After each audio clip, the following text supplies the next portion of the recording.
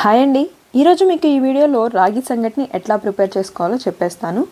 ముందుగా 2 కప్పుల నిండా రాగి పిండిని తీసుకొని పక్కన పెట్టుకోండి. ఇప్పుడు ఒక బౌల్లోకి ఒక రాగి పిండిని తీసుకొని వాటర్ని కొంచెం కొంచెం పోసుకుంటూ ఇట్లా వీడియోలో చూపిస్తున్న విధంగా కన్సిస్టెన్సీకి తయారు చేసుకోండి. ఇప్పుడు స్టవ్ మీద ఒక గిన్నెని పెట్టుకొని వీడియోలో చూపించినన్ని వాటర్ పోసుకొని కావాల్సినంత కల్లుప్పు అండ్ అలాగే గిన్నె వేసుకోండి. వాటర్ ఎప్పుడైతే బాయిలింగ్ స్టేజ్కి వస్తాయో అప్పుడు మనం ఇందాకలా కలిపి పక్కన పెట్టుకున్న మిక్చర్ని దాంట్లో వేసేయండి.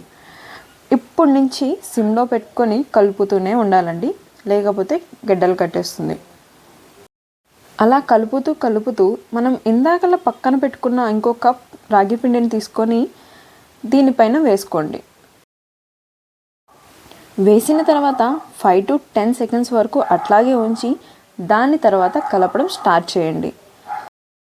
వీడియోలో చూపిస్తున్న విధంగా రాగి ముద్ద లోపల మగ్గడం కోసం కొంచెం సేపు మూత పెట్టుకొని స్టవ్ని ఆఫ్ చేసేసేయండి.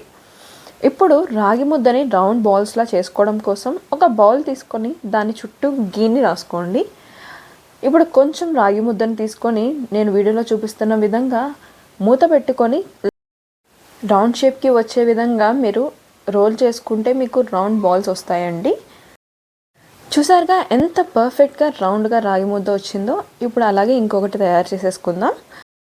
మీకు కావాలంటే మళ్ళీ మీరు నెయ్యి వేసుకొని సర్వ్ చేసుకోవచ్చు. నేనైతే ఇప్పుడు ఎగ్ కర్రీతో సర్వ్ చేసుకుంటున్నానండి. మీరు కావాలంటే చికెన్ కర్రీ, మటన్ కర్రీ, ఏ కర్రీ కావాలంటే ఆ కర్రీతో సర్వ్ చేసుకోవచ్చు. చాలా అంటే చాలా బాగుంటుంది.